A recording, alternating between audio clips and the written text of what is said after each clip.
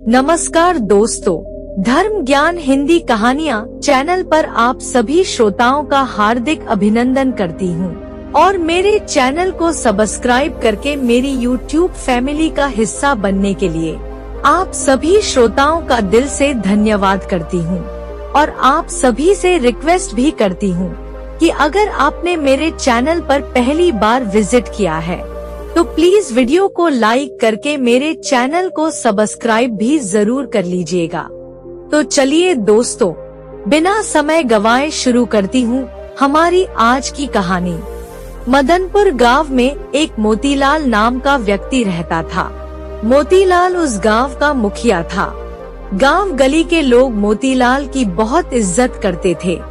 मोतीलाल की पत्नी ओमबती कुछ महीनों की गर्भवती थी। वैसे तो मोतीलाल बहुत अच्छा आदमी था, परंतु वह चाहता था कि उसकी पत्नी ओमबती एक बेटे को जन्म देकर सारे गांव में उसका मान सम्मान और ज्यादा बढ़ा दे। पर किस्मत को तो कुछ और ही मंजूर था। मोतीलाल का सपना टूटकर बिखरने वाला था। उस दिन अमावस्या की काली रात थी। चारों तरफ घना अंधेरा छाया हुआ था। तेज हवाएं चल रही थी, जिसके कारण दरवाजे और खिड़कियां आपस में टकराने लगी थी। गांव की गलियों में कुत्ते और बिल्लियों के रोने की मनहूस आवाजें आ रही थी। चमगादड़ों की आवाजों ने तो माहौल को और भी ज्यादा डरावना बना दिया था। उसी समय मोतीलाल की पत्नी ओमबती को प्रसव पीड़ा होने लगी। मोतीलाल पास के गांव से ही दाई को लिवाकर ले आया। लगभग आधी रात का समय हो चुका था। मोतीलाल बड़ी ही बेसब्री के साथ बैठा हुआ खुशी का समाचार सुनने का इंतजार कर रहा था। तभी उसे अचानक भीतर से एक नवजात शिशु के रोने की आवाज सुनाई दी। मोतीलाल मन ही मन बहुत खुश हुआ और दाई माँ के बाहर आने का इंतजार करने लगा। इधर दाई माँ ने उस बच्चे को अपनी गोद में उठाया तो वह बड़ी हैरानी से उसे देखने लगी और दुखी मन से ओमबती से कहने लगी, यह बच्चा तो एक किन्नर है। बहन, तुमने एक किन्नर बच्चे को जन्म दिया है। दाई की बात सुनकर ओमबती को बहुत गहरा सदमा लगा और वह बेहोश हो गई। दाई माँ ने बच्चे को उसकी बगल में लिटाकर ओमबती के मुंह पर पानी से छींटे मारे तो ओमबती की बेहोशी टूटी। वह दाई माँ से बोली, दाई माँ, आप इस बात को एक राज ही रहने देना। मेहरबानी करके आप किसी से भी इस बात का जिक्र मत करना कि मैंने एक किन्नर बच्चे को जन्म दिया है। दाई माँ ने ओमबती को विश्वास दिलाया कि वह इस सच्चाई को किसी को नहीं बताएगी। दाई माँ ने उस बच्चे को एक कपड़े में लपेटकर ओमबती के पास लिटा दिया और बाहर आ गई। दाई माँ को देखते ही मोतीलाल ने पूछा, दाई माँ बताइए तो सही, मेरे घर में किसका जन्म हुआ है, बेटे का या फिर बेटी का? मोतीलाल की बात सुनकर दाई माँ का चेहरा पीला पड़ गया। वह सच्चाई को छुपाते हुए मोतीलाल से बोली, मुबारक हो मुखिया जी, आपके यहाँ बेटे का जन्म हुआ है। दाई माँ की बात सुनकर मोतीलाल खुशी से झूमने लगा और अपनी जेब से हजारों रुपए निकाल कर दाई माँ की झोली में डाल देता है। मोतीलाल इस बात से बिल्कुल अनजान था कि उसके घर पर एक किन्नर बच्चे का जन्म हुआ है। बेटा पैदा होने की खुशी में मोतीलाल अपने आप पर गर्व महसूस कर रहा था। सुबह होते ही मोतीलाल ने अपने घर में नन्हे मेहमान के आने की खुशी में सारे गांव को दावत पर बुलाने का ऐलान कर दिया। एक एक करके गांव के सभी लोग मुखिया जी को बेटा होने की खुशी में बधाई देने आने लगे। यह देखकर ओमबती हर समय चिंता में डूबी रहती थी कि अगर किसी वजह से उसके बेटे के किन्नर होने का भेद खुल गया तब वह क्या करेगी। उसके पति जो इस सारे गांव के मुखिया हैं, सभी लोग उनकी कितनी इज्जत करते हैं।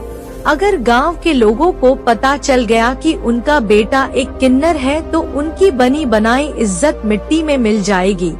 तब तो ये सब लोग उनके नाम का मजाक उड़ाने लगेंगे। इसी डर की वजह से ओमबती अपने बेटे को हमेशा लंगोट पहना कर रखती और कभी किसी के सामने ना तो उसे नहलाती और ना ही कभी उसके कपड़े बदलती।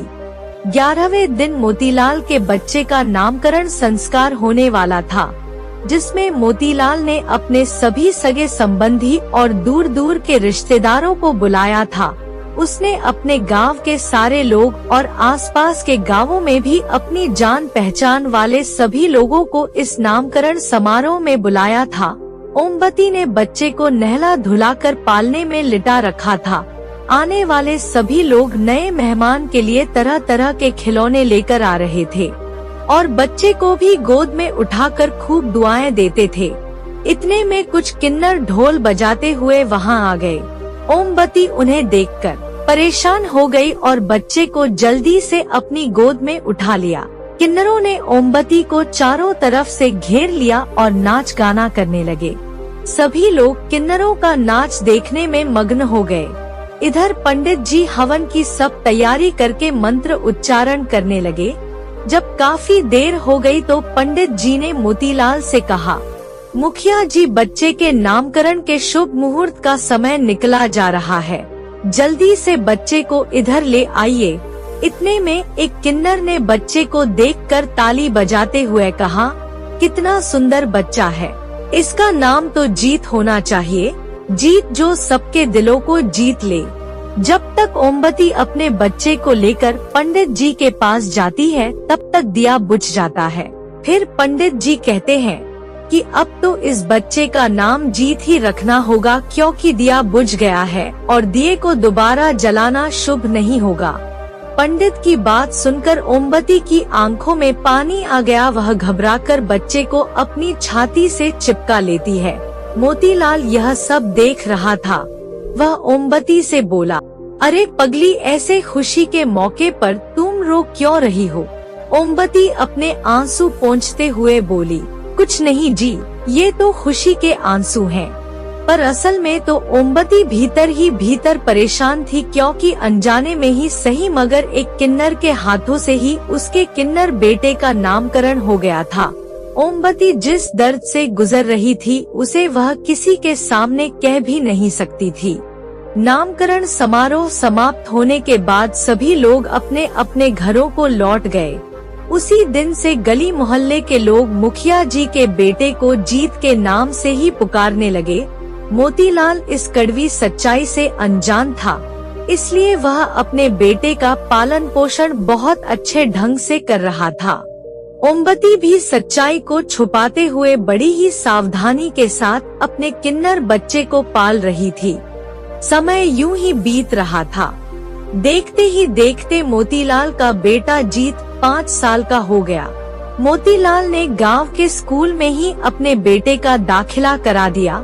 जीत बचपन से ही पढ़ने में बहुत अच्छा था, इसलिए स्कूल के सभी अध्यापक भी उसे बहुत प्यार करते थे और मुखिया जी का बेटा होने के कारण वह अपनी क्लास के बच्चों का भी चहेता था।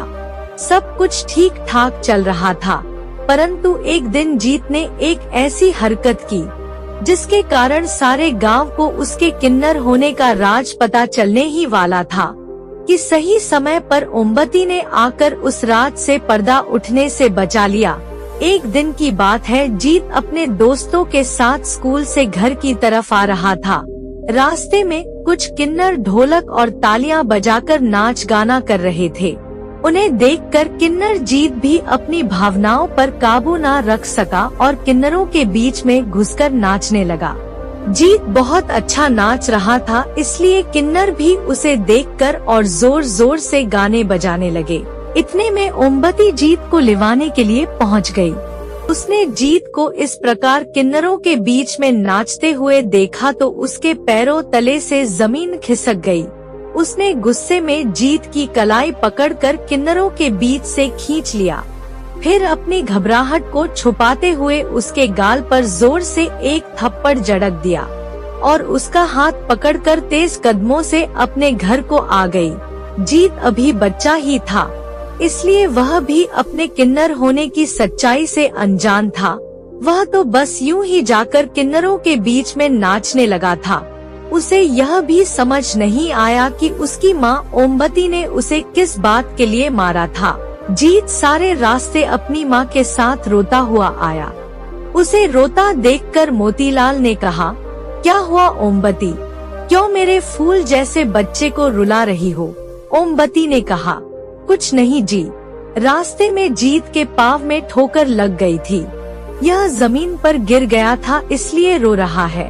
जीत अपनी माँ को झूठ बोलते हुए बड़ी हैरानी से देख रहा था। वह चुपचाप अपने कमरे में गया और बिना कुछ खाए पिए ही सो गया। अगले दिन मोतीलाल ओमवती से कहता है कि मैं कुछ दिनों के लिए किसी जरूरी काम से शहर जा रहा हूँ, तुम मेरे पीछे से हमारे बेटे जीत का अच्छे से ख्याल रखना। इसके बाद मोतीलाल तो शहर चला जाता है, पर ओमवती सोचती है कि मेरा बेटा जीत अब बड़ा हो रहा है, अब तो उसे भी अपने किन्नर होने का एहसास हो रहा है। आखिर इस सच्चाई को मैं कितने दिनों तक इसके पिता से छुपा पाऊंगी, और अगर मैं उनको बता दूंगी तो वे सच्चाई का पता चलते ही जीत को घर से निकाल देंगे। मुझे कुछ भी करके इस सच्चाई को छुपाकर ही रखना होगा। धीरे धीरे समय बीत रहा था। जैसे जैसे जीत जवान हो रहा था, वैसे वैसे शरीर के साथ साथ उसके स्वभाव में भी परिवर्तन होने लगा था। जीत को औरतों के कपड़े पहनना और उनकी तरह सज संवर कर रहना अच्छा लगता था। उसे लड़कों के कपड़े पहनना और लड़कों के साथ रहना बिल्कुल भी अच्छा नहीं लगता था। एक दिन घर का काम निपटाने के बाद ओमवती दोपहर के समय अपने कमरे में सो गई। तब जीत चुपके से अपनी माँ के कमरे में जाकर उसकी साड़ी और श्रृंगार का सामान निकाल कर ले आया और अपने कमरे का दरवाजा बंद करके उसने साड़ी पहनी और फिर बिंदी, काजल, लाली, लिपस्टिक लगाई। कानों में बाले, हाथों में चूड़ी, कंगन और पैरों में पायल पहनकर वह तैयार होकर अपने आप को आईने में निहारने लगा। अपने आप को एक औरत के रूप में देखकर जीत बहुत खुश हो रहा था। वह मन ही मन सोच रहा था कि वह लड़का नहीं बल्कि एक लड़की है। वह खुशी के मारे नाचने लगा और कुछ देर बाद अपनी माँ का सब सामान उतारकर चुपके से वापस उसके कमरे में रखाया। अब तो जीत की हर रोज की यही दिनचर्या बन गई थी। जब कभी ओमवती घर से बाहर जाती या फिर कभी गहरी नींद में सोई हुई होती, जीत हमेशा मौका देखकर वैसे ही साड़ी पहनकर सजता संवरता और अपना कमरा बंद करके किन्नरों की तरह खूब नाचता। कुछ दिन तो ऐसे ही बीतते रहे। किसी को भी जीत की इन हरकतों के बारे में कोई जानकारी नहीं थी। अब ओमवती दूसरी बार गर्भवती थी। उसके गर्भवती होने का पता लगने पर मोतीलाल भी शहर से वापस आ चुका था। अब ओमवती पहले की तरह हर समय जीत का ध्यान नहीं रख पाती थी। अब वह ज्यादातर समय अपने कमरे में ही लेटी रहती थी। इस वजह से जीत अपनी माँ की साड़ी और श्रृंगार का सामान नहीं निकाल पाता था और ना तैयार होकर अपने आप को आईने में निहार पाता था। इस कारण से जीत अब दुखी रहने लगा था। एक दिन मोतीलाल ओमवती को लेकर चेकअप कराने के लिए डॉक्टर के यहाँ गया हुआ था। उस समय जीत घर पर बिल्कुल अकेला था। इसी मौके का फायदा उठाकर जीत अपनी माँ के कमरे में जाकर उसकी साड़ी और श्रृंगार का सामान उठाकर ले आया और हमेशा की तरह सज संवर कर नाचने लगा। जीत को इस तरह नाचते हुए उनके नौकर भीमा ने देख लिया। भीमा को जीत की इस हरकत को देखकर उस पर शक हुआ तो वह जीत के पास जाकर बोला, जीत बाबा, आप इस तरह औरत का भेष बनाकर क्यों नाच रहे हो? क्या तुम कोई किन्नर हो? भीमा को अचानक अपने सामने देखकर जीत बुरी तरह डर गया। वह घबराकर भीमा से बोला, हाँ मैं एक किन्नर हूँ, पर आप ये बात मेरे पिताजी को मत बताना। अगर उन्हें इस सच्चाई का पता चल गया तो वे मुझे घर से निकाल देंगे। भीमा जीत के गले की तरफ इशारा करते हुए कहता है, ठीक है जीत बाबा, अगर तुम कहते हो तो मैं यह बात किसी से नहीं कहूँगा, पर तुम्हें मेरा मुंह बंद रखने के लिए कुछ उपहार तो देना होगा। जीत अपने गले में पहनी हुई सोने की चेन उतारकर भीमा को दे देता है और कहता है, अब तुम इसी समय यह घर और गांव छोड़कर कहीं दूर चले जाओ। भीमा जीत से सोने की चेन लेकर उसी समय वहां से चला गया। मोतीलाल जब ओमवती को लेकर घर वापस आया तो उसने देखा कि जीत अपने कमरे में सोया पड़ा था। जीत के कुछ दिन और ऐसे ही बीत गए। कुछ दिनों के बाद ओमवती को प्रसव पीड़ा हुई। मोतीलाल पहले की तरह ही पास वाले गांव से दाई माँ को लिवा कर ले आया। इस बार ओमवती ने एक बेटी को जन्म दिया। मोतीलाल घर में बेटी के जन्म से खुश नहीं था। उसे इस बार भी बेटा ही चाहिए था।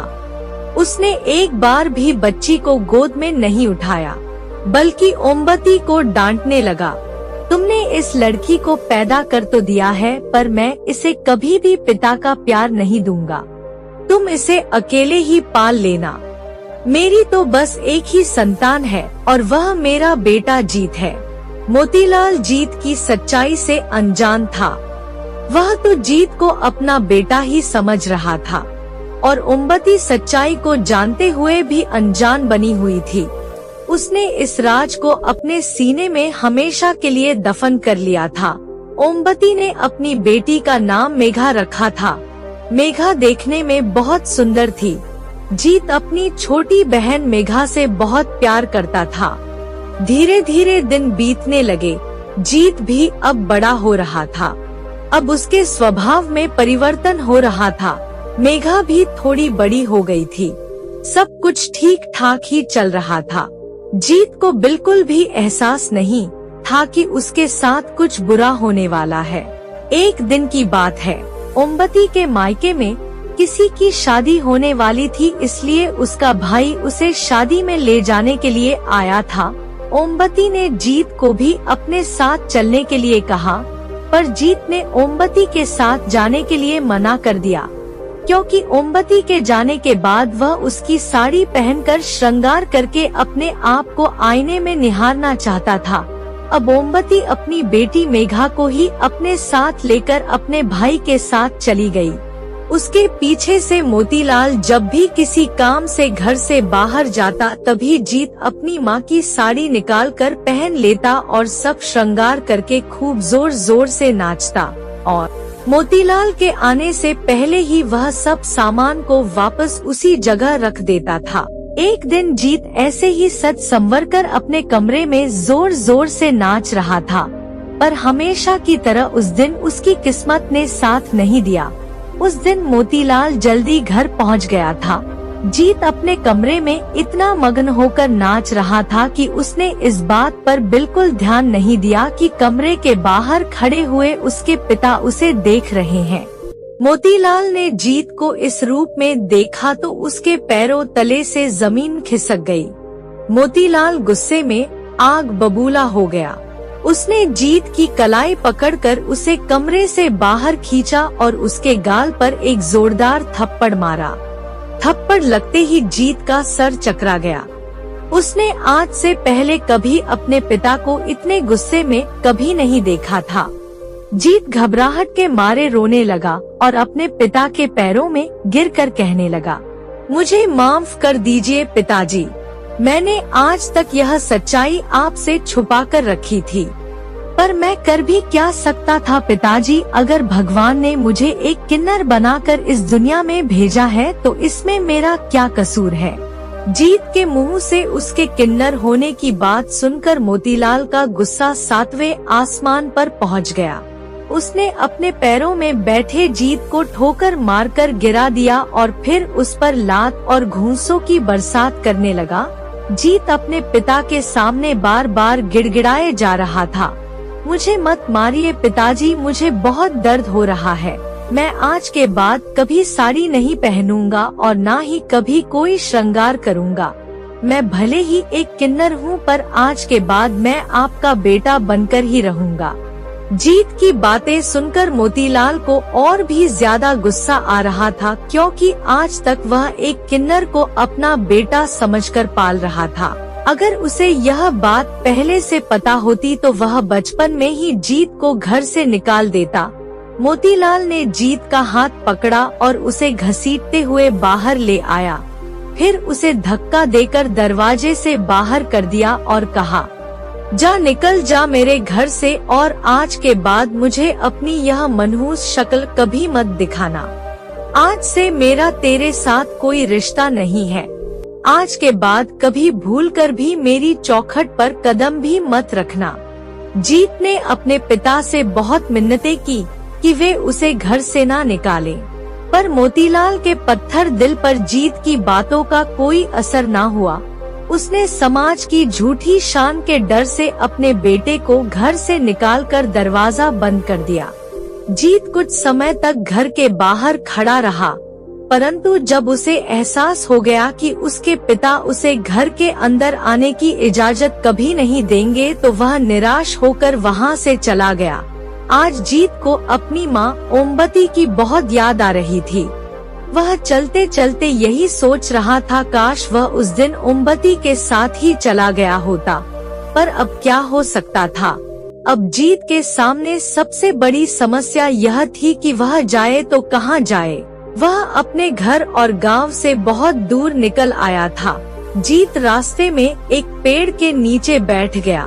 आज उसने सुबह से कुछ नहीं खाया था। उसे बहुत भूख भी लगी थी।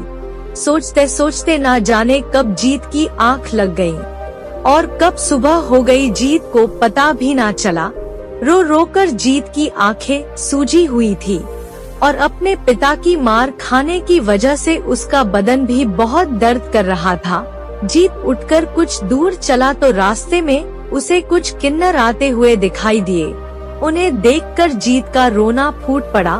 वह जोर जोर से रोने लगा तो सारे किन्नर उसके पास आ गए और जीत से उसके रोने की वजह पूछी। तब जीत ने उन्हें अपनी सारी कहानी बताई कि वह भी उनकी तरह एक किन्नर है। इसी कारण से उसके पिता ने उसे घर से निकाल दिया है।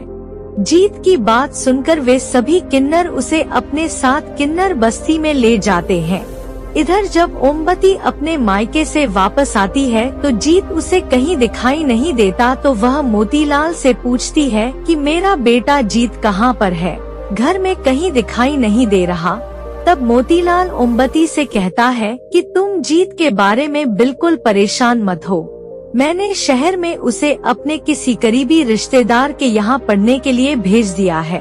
वह वहाँ पर बहुत अच्छे से रह रहा है और बहुत खुश भी है। यह सुनकर ओमवती चुप रह जाती है। मोतीलाल ने अपनी बेटी मेघा का दाखिला किसी दूसरे स्कूल में करा दिया। मेघा जैसे जैसे बड़ी हुई वह अपनी पढ़ाई लिखाई में व्यस्त रहने लगी और अपने भाई जीत को भूलने लगी। जवान होते होते मेघा अपने भाई को बिल्कुल भूल गई। मगर ओमवती का कोई भी दिन ऐसा ना गुजरता जिस दिन वह जीत को याद ना करती हो। ओमवती जब कभी भी अपने पति मोतीलाल से जीत के बारे में पूछती तो वह हमेशा यही जवाब देता कि जीत शहर में उसके रिश्तेदार के घर पर है और अपनी पढ़ाई कर रहा है। जब उसकी पढ़ाई पूरी हो जाएगी तो मैं उसे बुला लूंगा। ओमवती बेचारी पति का यह जवाब सुनकर चुप हो जाती थी, परंतु वह जीत की चिंता में दिन पर दिन सूखती ही जा रही थी। वह अपने बेटे की एक झलक तक देखने को तरस गई थी। धीरे धीरे करके ऐसे ही समय बीतता रहा। मोतीलाल की बेटी मेघा अब शादी के लायक हो गई थी और फिर एक दिन मोतीलाल ने पास के गांव के मुखिया के बेटे भीमराज के साथ मेघा की सगाई तय कर दी। ओमवती भी बहुत खुश थी कि मेघा की शादी में उसका बेटा जीत भी जरूर आएगा और वह जी भरकर अपने बेटे को देख पाएगी। ओमवती आज तक इसी भ्रम में जी रही थी कि उसका बेटा जीत शहर में पढ़ाई कर रहा है।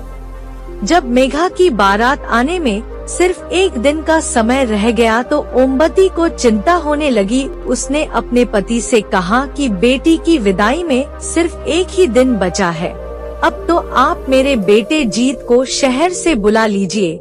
जीत का नाम लेते ही मोतीलाल ओमवती पर भड़क गया और गुस्से में बोला, तुम एक किन्नर को पैदा करके उसे मेरा बेटा कह रही हो। एक किन्नर मेरा बेटा कभी नहीं हो सकता। मेरा उसके साथ कोई रिश्ता नहीं है। आज के बाद मेरे सामने उस मनहूस का नाम भी मत लेना, वरना अच्छा नहीं होगा। मोतीलाल की बात सुनकर ओमवती के हाथ पैर सुन्न पड़ गए। वह अपने दिल पर हाथ रखकर जैसी की तैसी नीचे को बैठ गई।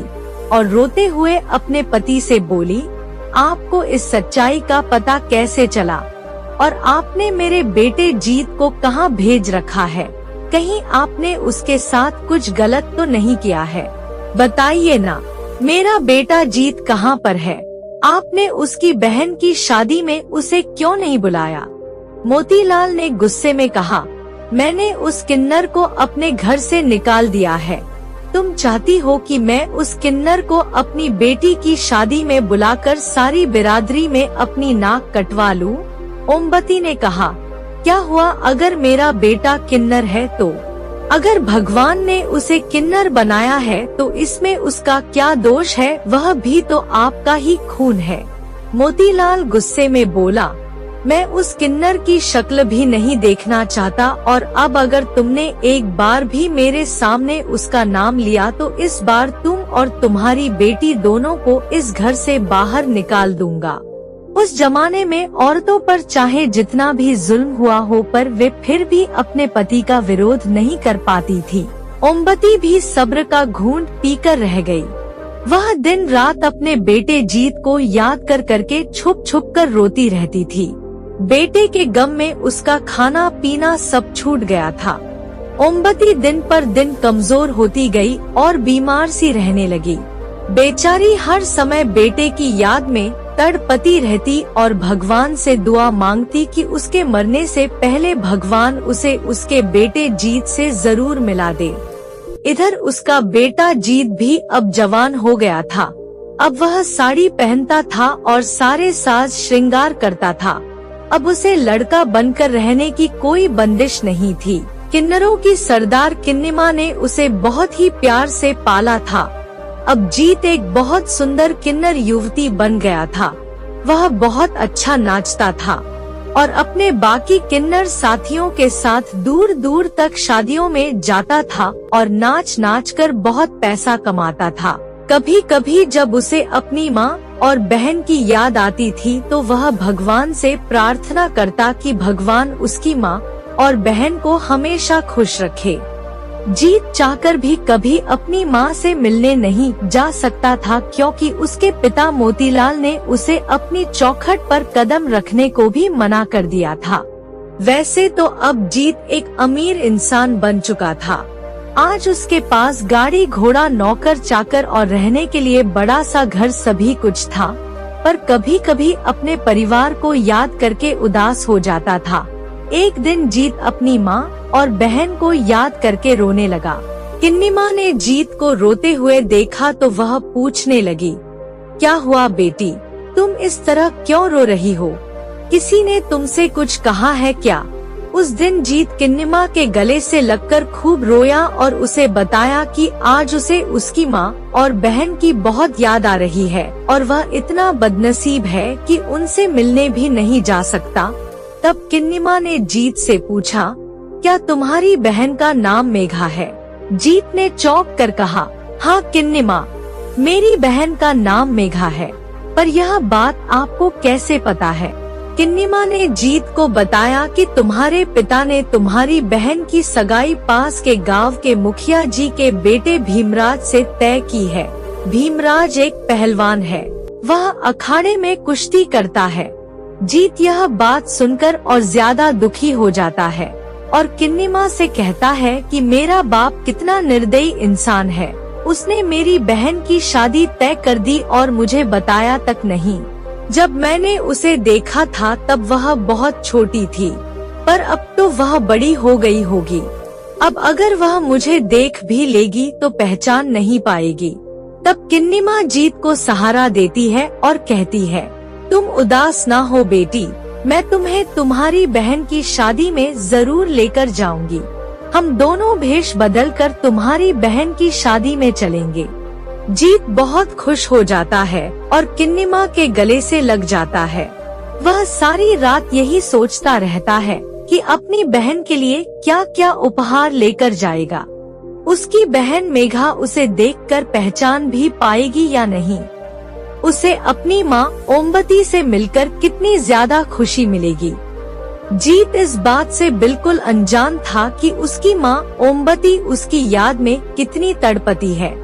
अपने बेटे की राह देखते देखते उसकी आंखें पथरा गई थी। अब तो वह और भी ज्यादा बीमार रहने लगी थी और मोतीलाल तो इतना निर्दयी इंसान था कि ओमवती को अस्पताल तक लेकर नहीं गया। मोतीलाल अपने मेहमानों की आवभगत में इतना व्यस्त था कि उसे अपनी बीमार पत्नी की खैर खबर लेने का भी समय नहीं था। उसे बिल्कुल एहसास नहीं था कि ओमवती इस दुनिया में कुछ ही दिनों की मेहमान है। उस बेचारी की तो सांसें ही अपने बेटे जीत की एक झलक देखने के लिए अटकी हुई थी। मेघा की बारात आने वाली थी। मोतीलाल ने बेटी की शादी के लिए एक बड़े समारोह का आयोजन किया था। मोतीलाल के सभी रिश्तेदार और जानने वाले लोग शादी में आए हुए थे। इसके अलावा सभी गांव वाले लोग भी शादी में शामिल थे और इस खास मौके पर सभी लोग मोतीलाल से जीत के बारे में पूछ रहे थे, क्योंकि मोतीलाल का इकलौता बेटा जीत अपनी बहन की शादी में कहीं भी दिखाई नहीं दे रहा था। मोतीलाल उन सबको भी वही जवाब देकर छूट जाता कि उसने अपने बेटे जीत को पढ़ने के लिए शहर भेज रखा है। मेघा की सखी सहेलियां उसे वरमाला के लिए तैयार कर रही थी। पंडित जी मंडप में बैठकर मंत्रों का उच्चारण कर रहे थे। सब लोगों के सामने मोतीलाल अपने अमीर होने का खूब दिखावा कर रहा था। उसने बेटी के दहेज देने में कोई कसर नहीं छोड़ी थी। मोतीलाल ने अपने दामाद का स्वागत एक नोटों से भरा बैग देकर किया और कहा कि जाने अनजाने कहीं कोई कमी रह गई हो तो बेझिझक होकर मुझे बता देना। आज से तुम मेरे बेटे हो, इसलिए आज से मेरे घर और जमीन में भी तुम आधे के हिस्सेदार हो। दूल्हा और दुल्हन दोनों शादी के मंडप में बैठे हुए थे। सभी लोग दोनों को शादी की बधाइयाँ दे रहे थे। इतने में कुछ किन्नर झुंड बनाकर वहां पहुंच गए और शादी के समारोह में शामिल हो गए। वे सब जोर जोर से ढोलक और तालियां बजाकर नाचने लगे। जीत भी उन सब के साथ नाचने लगा। मेघा अपनी माँ की तबीयत को लेकर कुछ परेशान थी। उसे किन्नरों का इतनी तेज गाना बजाना अच्छा नहीं लगा। वह मंडप से उठकर खड़ी हो गई और गुस्से में उन किन्नरों से बोली, तुम सब अभी के अभी यहाँ से चले जाओ वरना मैं पुलिस को बुला लूंगी। तभी जीत ने जाकर अपनी बहन को गले से लगा दिया और उससे कहा, बहन मैं तुम्हारा भाई जीत हूँ, क्या तुमने मुझे पहचाना नहीं है? और माँ कहाँ है? माँ तो कहीं दिखाई नहीं दे रही। मेघा बड़ी हैरानी से जीत को देख रही थी। वह बोली, मुझे विश्वास नहीं हो रहा कि मेरा भाई एक किन्नर है। मैं तो यही जानती थी कि मेरा भाई जीत शहर में पढ़ाई कर रहा है। जीत ने उसे बताया, जब तुम छोटी थी तो मेरे किन्नर होने की बात पता चलने पर पिताजी ने मुझे घर से निकाल दिया था। तब मेघा ने जीत को बताया, भैया माँ तुम्हें याद कर करके दिन रात रोती रहती है और अब तो काफी समय से बीमार भी है। इतना सुनते ही जीत अपनी माँ ओमवती से मिलने घर पहुँच गया। ओमवती उस समय अपने जीवन की आखिरी सांसें गिन रही थी और बार बार अपने बेटे जीत का नाम लेकर उसे पुकार रही थी। जीत अपनी माँ को ऐसी हालत में पड़ा हुआ देखकर बहुत दुखी हुआ। वह अपनी माँ का हाथ पकड़कर बैठ गया और कहने लगा, माँ देखो मैं तुम्हारा बेटा जीत हूँ, मैं तुमसे मिलने आया हूँ। जीत की आवाज सुनकर ओमवती की आंखों में चमक सी आ गई। वह बोली, आ गया मेरा बेटा। मैं तो सोचती थी कि तुम नहीं आओगे और मैं तुझे एक नजर देखने की आस लिए तड़पती हुई ही इस दुनिया से चली जाऊंगी। अपनी माँ की बात सुनकर जीत की आंखें छलक गईं। वह बोला, ऐसा ना कहो माँ, तुम मेरे साथ चलो। आज मैं तुम्हें यहाँ से अपने साथ लेकर चलूंगा और तुम्हें अस्पताल में भर्ती कराकर तुम्हारा इलाज कराऊंगा। तुम फिक्र ना करो माँ, तुम बहुत जल्दी अच्छी हो जाओगी। ओमवती कहती है, मेरे बच्चे, तू मुझे बिना बताए ऐसे क्यों छोड़कर चला गया था? क्या तुझे अपनी माँ की बिल्कुल याद नहीं आती थी? क्या मेरे पीछे से तेरे पिताजी ने तुझे कुछ कहा था? मुझे बता तो सही मेरे बेटे। तू मुझे इस तरह तड़पने के लिए अकेला क्यों छोड़ गया था? जीत रोते हुए कहने लगा, माँ, मैं अपनी मर्जी से घर छोड़कर नहीं गया था, बल्कि इस मोतीलाल ने मुझे जबरदस्ती घर से बाहर निकाला था। यह मोतीलाल बहुत बुरा आदमी है, यह मेरा बाप नहीं हो सकता। यह कोई इंसान नहीं, बल्कि इंसान के भेष में एक जानवर है। जब तुम मेघा को लेकर नाना के घर शादी में चली गई थी, तब मैं चोरी चोरी तुम्हारी साड़ी पहनकर अपने कमरे में नाच रहा था। उसी समय इस मोतीलाल ने मुझे देख लिया और इसे मेरे किन्नर होने का राज पता चल गया। उस दिन इस मोतीलाल ने मुझे जानवरों की तरह बहुत पीटा था। उस दिन मैं इस मोतीलाल के पैरों में गिरकर बहुत बहुत गिड़गिड़ाया था। मैंने इसके सामने बहुत मिन्नतें की थी कि पिताजी मुझे घर से मत निकालिए, पर इस राक्षस ने मेरी एक ना सुनी और मुझे धक्के मारकर घर से बाहर निकाल दिया और मुझे धमकी दी कि अगर मैंने तुमसे या मेघा से मिलने की कोशिश भी की तो यह तुम्हें और मेघा को भी मेरे साथ घर से बाहर निकाल देगा। इसने मुझे घर की चौखट पर कदम रखने के लिए भी मना कर दिया था। मुझे तुम्हारी और मेघा की बहुत याद आती थी माँ, पर मैं इसी राक्षस की वजह से कभी तुमसे और मेघा से मिलने के लिए नहीं आया था और किन्नर बस्ती में जाकर रहने लगा। इतना कहकर जीत अपनी माँ के गले लगकर खूब रोया। ओमवती अपने बेटे जीत को एकटक निहार रही थी। जीत को देखकर ओमवती की बूढ़ी आंखों को सुकून मिल रहा था। वह मरने से पहले अपने बेटे को जी भरकर देखना चाहती थी। थोड़ी ही देर में जीत का पीछा करता हुआ मोतीलाल भी वहां आ पहुंचा और अपने आदमियों से बोला, इस किन्नर को धक्के मारकर मेरे घर से बाहर फेंक दो। इसकी वजह से मेरी पत्नी का दिमाग खराब हो गया है। मोतीलाल की बात सुनकर जीत को गुस्सा आ गया। उसने मोतीलाल से कहा, मेरी माँ की तबीयत इतनी खराब है, फिर तुमने मेरी माँ का इलाज क्यों नहीं करवाया? तुम मेरी माँ को अस्पताल क्यों नहीं लेकर गए? इतना कहकर जीत लाठी उठाकर मोतीलाल को मारने लगा। मोतीलाल के आदमियों ने जीत के हाथ से लाठी छीन ली और कई लोग मिलकर जीत को बेरहमी से मारने लगे। जीत बुरी तरह जख्मी हो गया और बेहोश होकर जमीन पर गिर पड़ा। जीत को जमीन पर पड़ा देखकर ओमवती को गहरा सदमा लगा और उसी समय उसके प्राण निकल गए। मोतीलाल जीत को घसीटते हुए घर के बाहर निकाल रहा था, तभी एक किन्नर की नजर उस पर पड़ गई। वह दौड़कर आया और मोतीलाल को जोर से धक्का मारकर नीचे गिरा दिया और जोर जोर से चिल्लाकर अपने साथियों को बुलाने लगा, भाइयों जल्दी आओ, इस मोतीलाल ने हमारे किन्नर साथी पर हमला करके उसे घायल कर दिया है। जल्दी से आकर अपने साथी को बचाओ। इतने में सारे किन्नर मोतीलाल और उसके आदमियों पर टूट पड़ते हैं। मोतीलाल के आदमी लाठियां ले लेकर किन्नरों को मारने लगते हैं। कुछ किन्नर जख्मी होकर जमीन पर गिर गए और कुछ एक दूसरे को बचाने में लग गए।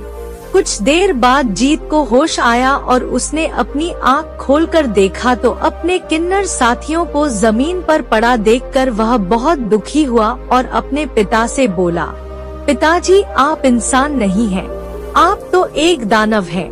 आज आपकी वजह से मेरी माँ इस दुनिया से चली गई। आज आपकी वजह से मैं अनाथ हो गया और आप ही की वजह से आज मेरे किन्नर साथियों की यह हालत हुई है। मोतीलाल के इशारे पर उसके आदमियों ने बिजली की तार काट दी। चारों तरफ अंधेरा हो गया। मोतीलाल ने गुस्से में अपने आदमियों से कहा, मेरी बेटी की शादी में कोई रुकावट नहीं आनी चाहिए। तुम सब मिलकर इस किन्नर को जंगल में ले जाओ और इसे जान से मारकर जमीन में कहीं दफना देना। बस इस बात का ध्यान रखना कि यहाँ पर किसी को कुछ पता नहीं चलना चाहिए। मोतीलाल के आदमी जीत के मुंह में कपड़ा ठूंसकर उसे पीछे के रास्ते से जंगल में ले जाते हैं। पीछे से मोतीलाल भी अपनी पत्नी को लेकर पहुँच जाता है।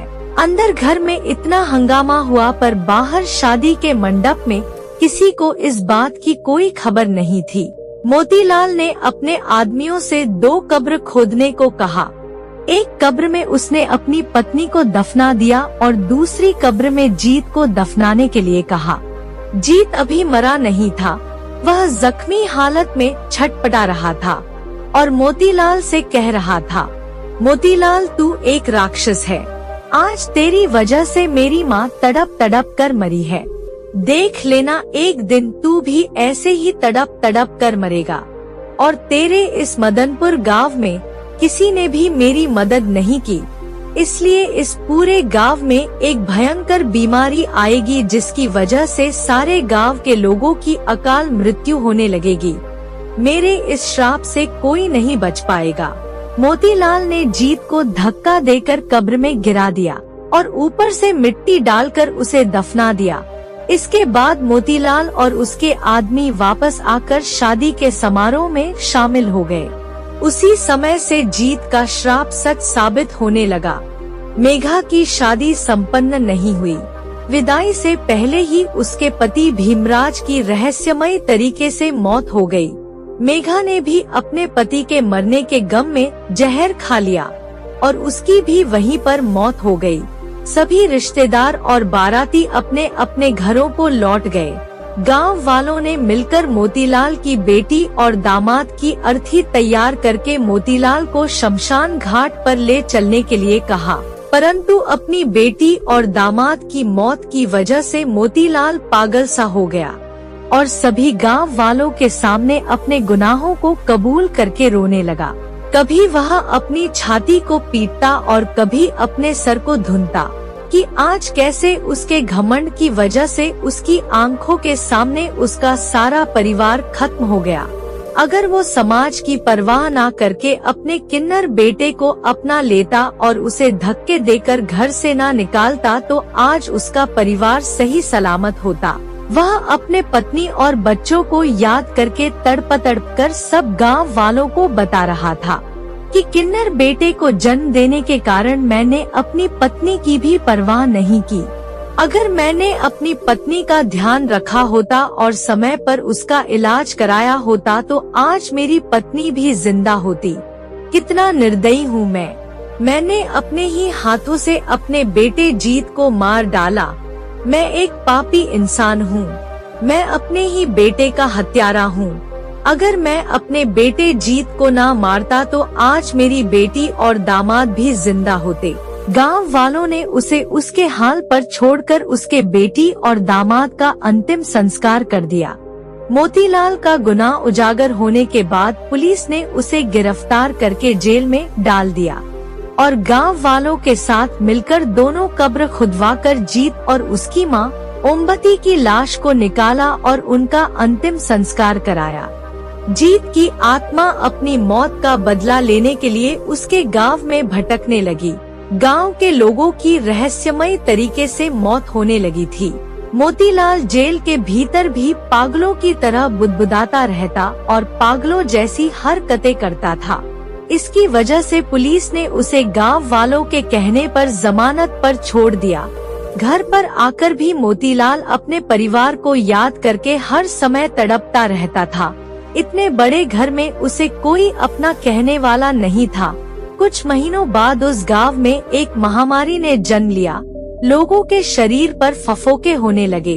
बाद में ये फफोके फूटकर कभी ना ठीक होने वाले घाव बन जाते थे और फिर दर्द से तड़प तड़प कर लोगों की मौत हो जाती थी। मोतीलाल भी इस महामारी का शिकार हो गया था। उस दिन वही अमावस्या की काली रात थी। चारों तरफ अंधेरा छाया हुआ था। तेज हवाएं चल रही थी। मोतीलाल बीमारी से ग्रस्त अपने आंगन में एक चारपाई पर पड़ा हुआ था। तभी उसे जोर जोर से तालियां बजने की आवाज सुनाई देने लगी। जीत की आत्मा ताली बजाकर आंगन में नाच रही थी। मोतीलाल डरकर चिल्लाने लगा, कौन है वहाँ? मेरे सामने आओ। तभी जीत का भूत बहुत गुस्से में मोतीलाल के सामने आ गया और कहने लगा, मोतीलाल अब तेरे मरने का समय नजदीक आ गया है। तू बिल्कुल वैसे ही तड़प तड़प कर मरेगा जैसे तूने मुझे तड़पा तड़पा कर मारा था। तेरी वजह से मेरी माँ भी समय से पहले ही मर गई और तू ही मेरी बहन की भी मौत का जिम्मेदार है। अब तू मरने के लिए तैयार हो जा मोतीलाल। मोतीलाल जीत के सामने हाथ जोड़कर गिड़गिड़ाते हुए माफी मांगने लगा। मुझे माफ कर दो जीत, मैं अपने पूरे परिवार की मौत का जिम्मेदार हूँ। मैं एक पापी और दुराचारी इंसान हूँ। अगर मैंने तुम पर जुल्म ना किया होता और तुम्हें भी अपना बेटा समझकर एक पिता का प्यार दिया होता तो आज मेरा हंसता खेलता एक संपूर्ण परिवार होता। मुझे माफ कर दे मेरे बेटे, मैं तेरा गुनहगार हूँ। तू मेरे गुनाहों की सजा इन मासूम गांव वालों को मत दे। तू इन गांव वालों को अपने श्राप से मुक्त कर दे बेटा। मैं तुझसे वादा करता हूँ, मैं कल ही सारे गांव में यह ऐलान करा दूंगा कि आज के बाद अगर इस गांव में कोई किन्नर बच्चा जन्म लेगा तो उसे बाकी बच्चों की तरह पूरा सम्मान दिया जाएगा। उस बच्चे को भी अपने माता पिता का प्यार पाने का पूरा अधिकार होगा। आज के बाद किन्नर लोग भी हमारे समाज का हिस्सा होंगे। उन्हें भी समाज में पूरा मान सम्मान दिया जाएगा। मोतीलाल के मुंह से यह सब सुनने के बाद जीत की आत्मा वहां से चली जाती है। अगले दिन मोतीलाल ने सारे गांव वालों को इकट्ठा करके उन्हें यह सारी बात बताई। फिर मोतीलाल और सभी गांव वालों ने मिलकर जीत की आत्मा से माफी मांगी और पंडित को बुलाकर जीत की आत्मा की शांति के लिए शांति पाठ करवाया। इसके बाद जीत की आत्मा शांत होकर हमेशा के लिए वहां से चली गई और फिर धीरे धीरे महामारी का असर भी खत्म होने लगा। कुछ समय बाद गांव में फिर से खुशहाली छा गई। तो दोस्तों, कैसी लगी आपको हमारी आज की कहानी? हमें कमेंट करके जरूर बताइएगा और हमारे चैनल को सब्सक्राइब करके हमारे साथ जुड़े रहिएगा। मिलते हैं ऐसी ही एक और नई और दिलचस्प कहानी लेकर। तब तक के लिए आप सभी श्रोताओं को मेरा नमस्कार।